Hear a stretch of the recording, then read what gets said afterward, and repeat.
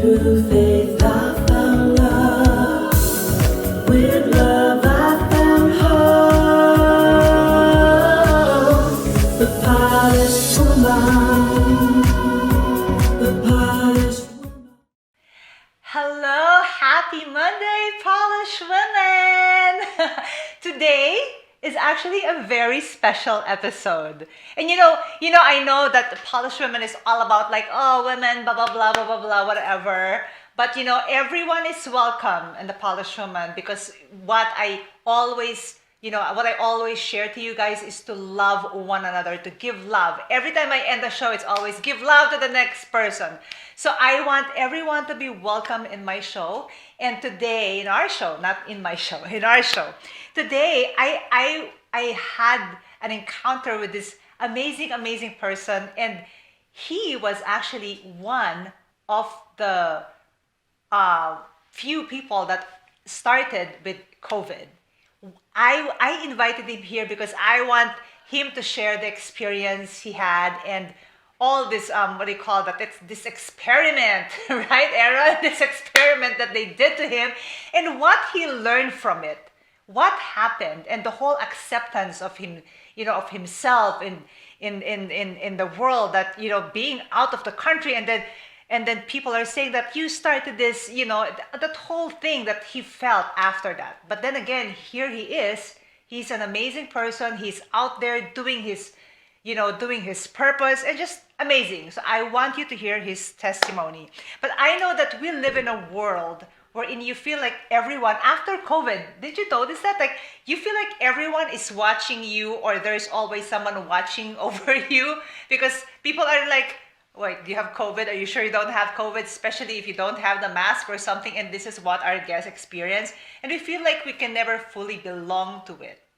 We all try to fit in, right? Even if sometimes we're like, okay, do I really, belong to this group of people, or do I belong to this, community or this country? When I moved here, that's how I felt, And our guest for today also is, he's like me. He's from Asia, and when I moved here, I was like, shoot, do you think I belong here? Like, how can I fit in, being English is my second language and being not from here? And so I want him to share all of this experience that he had. Hello, ladies and gentlemen, and everyone, please welcome Andrew Chen. Hello, Andrew. Hey, Jessica. How are you? So good to see you. How's everything? He's so sassy, right? Good. How about you? Good. So happy to see you. This is beautiful. I know. Thank you for coming. Are you fresh from where? By the way, Andrew here is influencer for. Yes, Can you tell them about you? I have a lifestyle and luxury travel platform called My Inspire Project. So I've been flying around, but we met in Los Angeles. While In Los Angeles. Here in the winter. So it's good that we catch each other and we just become, we're just having so much fun. I know, and I'm looking forward to, doing more memories with you. Oh my gosh. Today is such a day, and then thanks so much for having us. I know. Thank you so much for being here. Now, the camera is all yours. Tell us about your story. Tell us what happened. You are the number, top 100, right? Top 100 that actually first got 100. COVID. First 100. Yes. First 100. First 100 that actually. We don't want to be the top 100 for that reason. Yes. No, that's actually where. That's in Wuhan, right? No, that's in Wuhan. No, actually, Billboard, yes. Yeah, so the first 100 that actually had COVID. I know that COVID is almost done. Thank you, God, for this, that, finally we're at the end of it, the tail of it. And I just want to hear this whole story because I have not really encountered, except you, that actually had COVID during the first hundreds of them. And you were like an experiment. Yes, it was a very interesting phase in my life. Yeah. I Tell us about it. Yeah, we kind of go through a little bit of the story. It's a long story. It could be a movie. Yeah. I know. I actually told you you should make a movie off of it. Yeah, that's a very good idea, actually. Yeah. If anyone interested, please. I know. Please contact. Okay, we're working on the script already, but actually first started in China when I was there for work, and it was January 2020, and then I went to Taiwan, and the whole Asia kind of like just got affected. Yeah. So I went to Italy, and Italy got a national lockdown, so I flew to Paris for Fashion Week. And that was end of February, early March of 2020, and then I was heading to London after, and then back to New York because I lived in New York still back then. But then, suddenly everything shut down, and then I contracted COVID when I was in Paris. At the end of the Fashion Week, we had a group dinner of 12 people. Like usually at the end of Fashion Week, everyone has a dinner, like farewell dinner. Yeah. Over the world's joined for Fashion Week. It's such an event and such a good business gathering. Yeah. And good networking as well. So I was there for work, and then we were just having this great dinner. And back then, people were still very relaxed. Although Italy was already locked down, and I came from there, I was kind of nervous. Yeah. It was, Paris. No one was wearing masks, so I wasn't. When I was wearing masks, people said maybe you should take it off because you can become a target, especially. Being as Asian, and then back then people are kind of more sensitive. Yeah. So we went to dinner. It was a good time with friends, but we didn't know that it was, like some friends who just came from a ski resort back then, and they had a huge outbreak. They didn't know either. So after dinner, 10 out of 12 people got COVID. And then it doesn't. The same dinner that you, dinner, and okay. it doesn't happen all at once, but one of the girls got sick first, and then suddenly we started this group chat. We said, hey, is anyone feels weird? And then everyone started feeling sick. So, and then, long story short, France was also announced, Macron announced national lockdown for France. So I took the last flight out of Paris. It's kind of like almost. But it was hard. It was hard. It was hard. Yeah. I've been through 7 flights, I told you, to book, to get out of the place. Otherwise, I was in the hotel. They don't even know what to do. I was in a hotel. I said, what if I got stranded here in France? What do you guys do? You guys going to close? Where am I going to stay? They had no idea. They had no idea how long the lockdown would be. So I was lucky enough, thank God, to get the last flight out back to Asia, back to Taiwan. And so back then Taiwan already closed the border, so I could get it because obviously I'm a citizen there, and then they asked me if I have any symptoms. So I have cough back then, but I didn't have any other I didn't have a fever. Yeah. So it's kind of very light, very mild. And back then they don't have testing, right? Exactly. Yeah. So the problem is, I was sick for about a week or more than a week in Paris, but there's no way we can get tested because it's they wasn't prepared for it. So there was no testing available in Paris, and then the hospital were not, was closed for only severe cases, and we're not allowed to visit. So we had to call a doctor over the phone. Nothing against the healthcare system in France, but because that's the scenario, we have to call a special number, and then we get diagnosed over the phone. The doctor literally told us to cough over the phone. My gosh, can you imagine? Like they will find out. Yeah, and then they said from the phone. Yeah, and then I was like, how do you know the COVID cough sounds like? It was so early. But anyway, so they told us, it doesn't sound like a COVID. It just sounds like just a regular flu. So we got all the flu medicine, but no one was feeling better. And I realized I lost a sense of taste and smell when I was shopping and eating in Paris because I was prepared leaving, and then I went to the boutique, like a candle store. I tried to buy souvenir. Everything smells nothing. Terrible. And then I went to the restaurant and sent everything back because the food just not right. Being a New Yorker, you just send it back. This is not right. So at the end, I just ordered a pommes frites, a little dish of fries. And then when I tried with the mustard, which is I always do, I realized something was wrong. I didn't taste the mustard at all, and my friend didn't taste it either. We asked for, s'il vous plaît, a bottle of Tabasco. We throw everything on the fries. And we tried it, it didn't taste anything. Wow, this is so strange. So when I got back to Taiwan, I got tested and told them I also lost the sense of taste and smell. But they were like, what's this? They didn't have that in Asia. So this is coming from Euro strain. So they said that that's not part of their protocol to have that symptom. And then I was sent back home for isolation for 24 hours. I couldn't go anywhere. The police was waiting outside until I get a call for the PCR test result, and then they told me, well, you got bad news, you are positive. I was diagnosed positive with COVID. Yeah. And they had to take me to the hospital. I had only 2 hours to get ready, pack everything. I didn't know how long I was going, so they came pick me up. I was kind of freaking out. Yeah, that is like a scary thing, Yeah. especially if you're like one of the first ones. Yeah. I was very scared, but also relieved, because before I got back home, well, my parents was eager to see me because I travel a lot for my work, and I haven't seen them for almost a year. And then, of course, they want to be home welcoming. But then I was like, hey, I have a little bit of symptom. It could be a cold. It could be also COVID.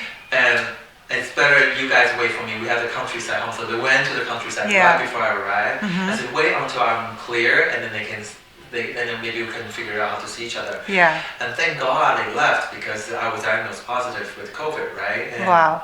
I didn't get to them. So I was happy that I didn't spread to anyone after I got home. And I was in the hospital for, concentrated on the treatment. And that was it. I was scared, but I was kind of relieved. And I know, because we have a very good healthcare system in Taiwan, so the people there were really taking care of me. So that was kind of the story of the journey. And they gave you, since you were one of the first ones, they experimented with you, they gave you a couple of stuff to take, so it was and you were in front of the camera, even if you're in the room, it's crazy. It was so early, so I was number 88. I love his number, by the way. Yes. Yeah. Well, I suppose it's a lucky number in Asia. But it's so early that I had no idea. They had no studies, not enough studies about the virus. So they just lock you in. I was placed in a very special. It's called the negative pressure room. So it's a separate unit from all hospitals. I have my own ventilation. I have a double door that's locked, and everything is separated. The food comes from a little small window, has a double door, and they vacuum the air. And it's like a sci-fi movie. I was scared. What? I was there for 33 days. So 33 days. Yeah. That's so scary. You feel like, what do you call that when you're in an asylum or something? It's like that. I know. Right? I was not prepared for it at all, and then there was no Wi-Fi, and I just landed from Europe, so I wasn't even prepared. And you didn't even have clothes and nothing, right? I never stayed in the hospital, thank God. So it was my first time. So I thought hospital would provide a lot of things like towels and robes. Yeah. This is what you usually see from TVs and movies. But apparently that was not the case, because the virus was very contagious. They don't provide any because everything has to be destroyed and burned. Yeah. So I had to bring my own things, so I had nothing. So I had to order online, like an Uber Eats and everything delivered to the hospital, and then dispatch it to me. So that was kind of interesting. And also the Wi-Fi, I had to bring my own devices, so I have little devices by my bed. So in the room, it was very interesting. So like you said, it's double door. There's no outside contact, and there's a camera on top from the bed and the one from the side, because it's intensive care. So they can see how you're doing, and if in case of anything urgent, and there's a button by the bed. So oh my God. And I remember, like you said, they give me many different treatments, and one of the most notable one was the hydrochloroquine. Yeah. Yes, that very special one that everyone was talking about. That's why I was put on that medication. But the side effect is really strong. So it wasn't for me at all, because I remember my heart was beating very strong and irregularly. Yeah. I couldn't fall asleep the first 2 nights, and at one night I have to press the emergency button. No. I wasn't feeling good. It feels worse than COVID itself. So after that, we stopped that, we tried other things. Also, we tried herbal treatment, like Chinese medicine, that helps you build your immune system, especially your lung. So it got better. So among the 33 days, I was lucky I was wondering, why is it 33 days? Because remember now, it's only 2 weeks. Exactly. Yeah. So it was so early, they didn't know how long it will stay in your body and how long you stay contagious. So after 2 weeks, my symptoms was gone. They started doing the test on me.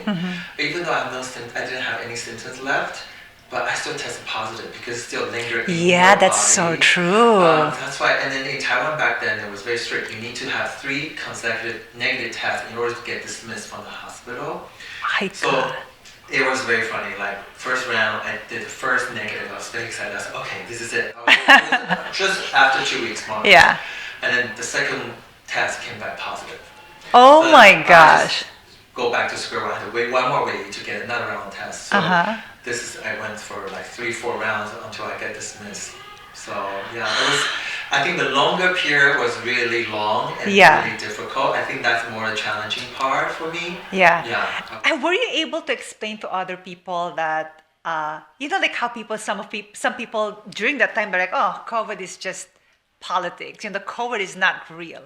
Like, how did you explain that? Like, after you got out of the hospital, like I think since I was first got in the hospital, because I think the news spreads fast because a lot of people recognize me from the work I do and also from the social life in Taiwan. So it went on the news, right? He's famous in Taiwan, by the way.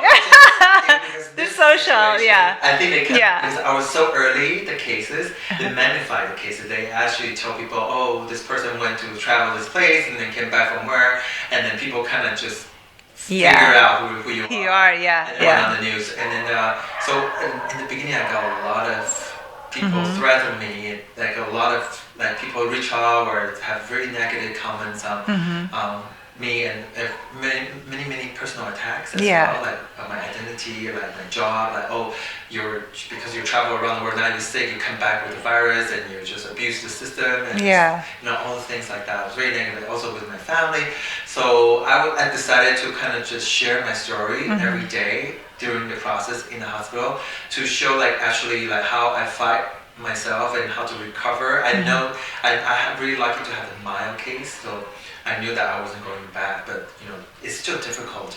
Can you describe to me, how do you describe like the experience that happened to you, like being on TV and then saying that you are the first one that had it, and then how was that? Like, did it make you feel like, oh my gosh, like you want to hide in your house and not do anything?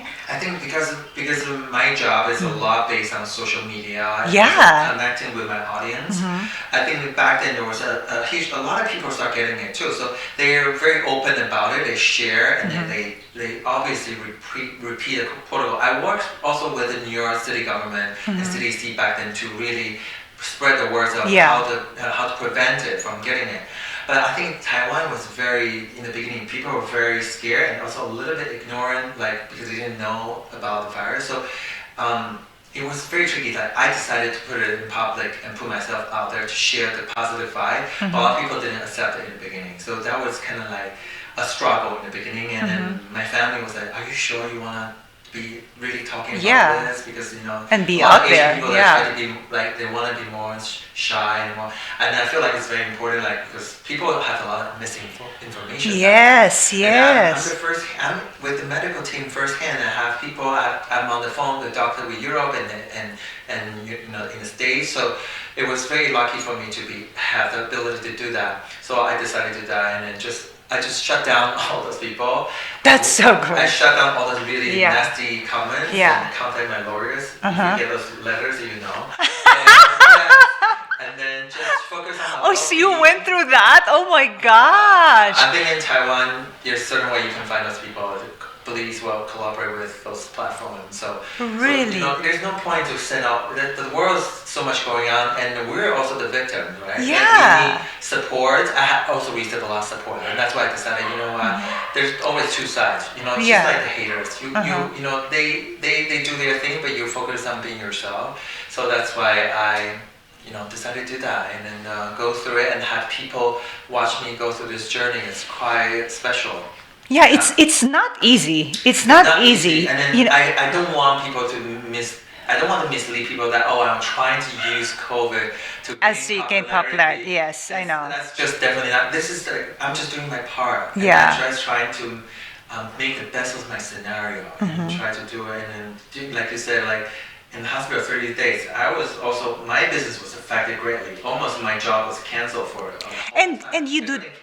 And by coming out and sharing it, you don't know what the effect of it. You don't know if it's gonna help your business or not, or you don't know if it's gonna help you or not. Exactly. Many people told me not to do it because they might affect the branding. Yeah. Negative effect.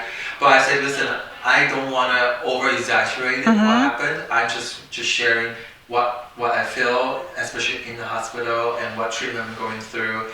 And also I help a lot of my friends because I was lucky enough to get diagnosed and get treated, a lot of my friends, they stuck at home. They couldn't find a doctor. They couldn't, in Europe, in the States. So they asked me tons of questions. So I was able to help them for some information, and I was connected with the news and the Wi-Fi with my friends. So, yeah. And you want to hear like all the fun thing I do in the hospital? Okay, I was just gonna ask you, what is something that you just came to my mind? Yeah, what are the fun things and like the the things that you will that you'll never forget? Your biggest concern in the hospital when you were there. Well, yeah, I mean, talking about the concern first. Like, Yeah. The fun thing Yeah. after. Okay. I think the concern was obviously you don't, because there's no cure yet, so you don't know what's drugs that you use. Yeah. Side effect. I obviously have been to a couple that I mentioned, and then I lost a sense of smell and taste, and that was really affecting me and really put a mental stress on me because you didn't know when it's coming back. Yeah. A lot of people didn't come back right after you recover from COVID, and for me it was the case. It took me so long to get it back, and my jobs rely on tasting food and all those things. Also, that's part of my work, and that was something I was really scared. And then, but then in the meantime, on a positive note. On a positive note, what was it? I was riding the wave of using Zoom, right? Yeah. Everyone was Zoom meeting and stuff. So since we were all separated from the world and from friends and family, so I make plans with all my friends around, like once a week, we do a Zoom party. So obviously they can have alcohol, they can have anything they want. I can have the hospital food and drink green juice with me. But it's so comforting because that is the best part of happened to me, because we know that we are going through this together, and some people recover from very significant illness, worse than me. And some of my friends were intensive care and ventilator. Seeing them recover and seeing me doing better together, it's kind of you building a core community group, and that's something really rewarding. And that's how a part of me is my family, my friends that support that help me getting out. You are actually very blessed by that you actually even if you're during you were one of the first that the hundreds that got it, and yet you're still you're good, nothing really serious, because I believe that during the first the first few ones, those are the scariest one, right? Those are like the ones that, oh my gosh, like I mean, because I was right next to all the patients.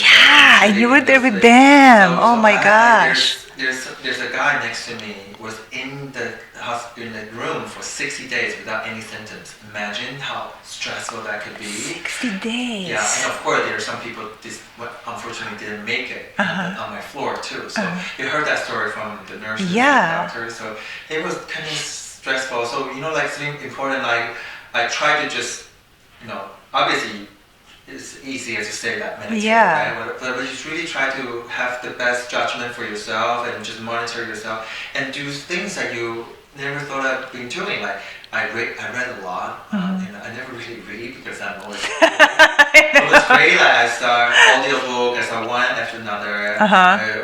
And then a lot of I couldn't go to the gym, so a lot of my class went online. So I was watching Tracy Anderson, Alo Yoga, all the things I'm doing. And my doctor was on speaker like, "What are you doing?" I said, "Oh, I'm just having yoga."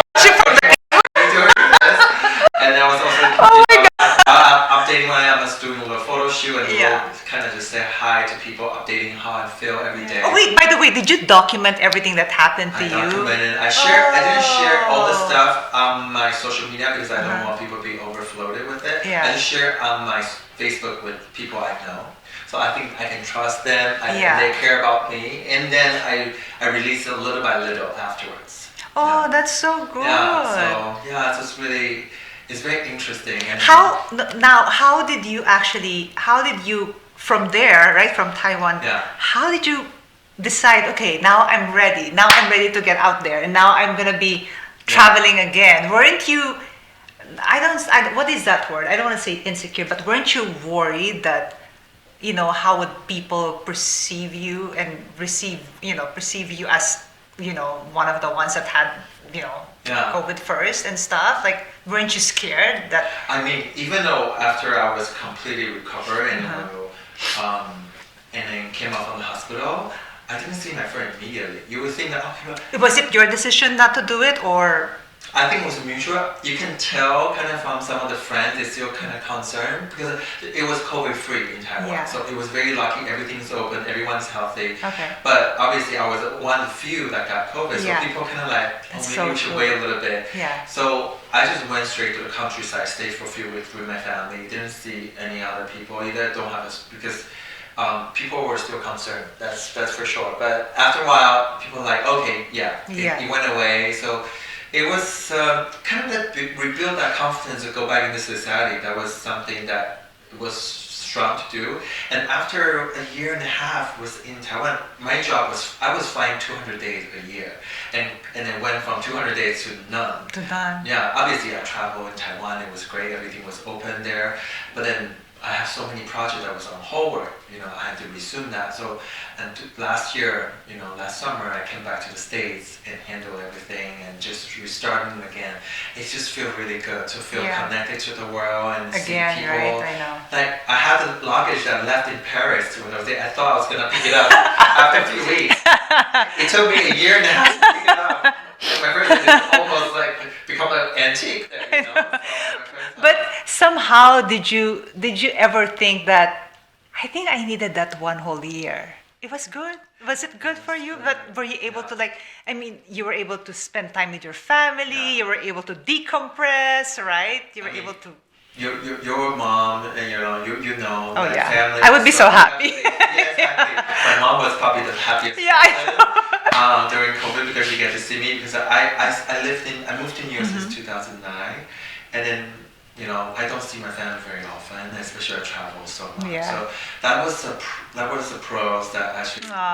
That's so nice. And actually, I never really slowed down that much and think about myself. That 33 days in hospital was kind of like a blessing for me. Yeah. Because I really learned how to deal with myself. Because I always surrounded by people. My job is working with a team. Always go to the event, surrounded with my friends. I go to the good restaurants and event. So it was nice to really think of, what am I really doing? Who I am? What is my own voice? And especially my own voice was really helping people to understand the whole scenario in the pandemic. And then connect with the family and friends at home that I haven't done for a while. So that whole year and a half, a lot of people, they say, the pandemic put the life on hold, or on a pause. For me, it was actually a good pause, and actually, I kind of just refigure a lot of things. Yeah. Refigure a lot of things for myself. So I like that. I want to ask you this. Oh my God, it's so we have 2 minutes, 3 minutes. It's so fast, right? Oh my God. Okay, what advice do you have for someone who may be trying to help people in their, in their lives uplifted as they help them work through their struggles? Yeah, I mean, we all love, I'm a person, I'm always giving, right? It's important to help people, but we can't change people. It's not anyone's obligation to change other people's life. Yeah. But however, for me, I'm a very positive person, and always make sure I'm always there for people I love and I care. Yeah. My friends, my family, I'm always there. So I think that's something really important, that when they need a guidance or a second opinions, it's important that you go there to support them and to help them realize who they are and where they are. It's very important, and because sometimes they don't see themselves that way, and then to help them be a strong person for themselves, not for others. Because it took me such a long time. It has taken me years to find my own voice, my own confidence, to be who I am, and like Jessica was introducing. Yeah. I was born very differently. My identity is very. And I was gonna say, who are you, Andrew? I would say I don't like any labels. I would call myself non-binary, and I think it's very important. I'm just being who I am. I would love people just call me Andrew, no pronouns or anything. Yeah. Because I think people knows me, they know. I'm just very happy to be who I am right now. So I think from that perspective, it helps me a lot to support other people during pandemic, and like you said, try to uplift other people. Yeah. I love that. So what is your takeaway from your experience? And before we end this, what are the 3 things that our viewers can take away? Yeah, I mean, what we can take. Well, first of all, I think for me the best is the clarity of for being yourself, for your own voice. You really have to really evaluate the weight of your voice. Especially, you need to listen to yourself first. So I think that's something. Yeah, that's something very important that go into the mental health, right? Like the good mental health become like it's a foundation of everything. That you can understand yourself better, and you can always understand how people see yourself and how you can be a better version of yourself in order to stand for any circumstances. You know, there's always a rainy days. Like I've been through a lot of things in my life, but we're still here. We're still here, and then we're out of pandemic. We see the world have so much stuff happening, you know, good and bad. But you know, I think mental health. That's something I realized that has been helping me going through so many phases in my life. So. Have you been? Just one last question. Yeah. Have you been in your darkest? What is the darkest time in your life? Like, have you ever experienced? I was very lucky. I don't remember those negative things. I love that. I try to leave that behind. Yes. I've been going through a lot. I've been through the financial crisis in New York, and I was finished school. I couldn't find any job. I was scrambling. I went on 60 interviews to get 3 job offers. Like all those. And things. isn't it so hard, especially because I'm also not from here, so it's hard. Yeah, you need to begin. To start. Yeah. Visa, on a job, to settle in. You know, to also. To come in as a foreigner, and also I live in all different continents, so like all the different cultures and respect. But you learn how to open up yourself and to respect other people, and that also calms you down because there's just so many things, so many different unfortunate things out there too. But for you to realize, but also to realize how good you are and what position you are to help other people, and. No matter if it's monetized or monetary help or support or just by giving them some advice and help, you know. So that's something I think that really drives me a lot. It's really a strong mind and a heart. Yeah. I love that, Andrew. Oh my gosh. I'm eating sharing this with you. I know. It's so good. Oh my god, this is such a good episode. I mean, thank you so much. Well, hold on. We have to cheers. Thank you for, coming here. And I know you're always traveling around the world, but, I'm so glad we get to connect while I'm in New York. I'm in LA, sorry. And then... Maybe we're going to travel someday together. Summer. Summer, yes, I know. And don't forget, my tip for it's so good. Remember that whatever challenge or struggle you may be currently faced with, that it doesn't need to be an experience that defines you for the worst. It is possible to find a way to work through what you may be dealing with, just like Andrew. That's so strong. You're such a strong person, Andrew. Thank you so much for this opportunity. Yeah, thank you so much. And don't forget, don't forget to give love to the next person that you see after watching and listening to our show. That's so important. Thank you. Thank you Jessica. so much. Yes. Thank you. Ladies, today's episode is partially brought to you by Aaron Cox of ACX Financial. At ACX Financial, they specialize in life insurance with living benefits, as well as secure strategies for generational wealth building.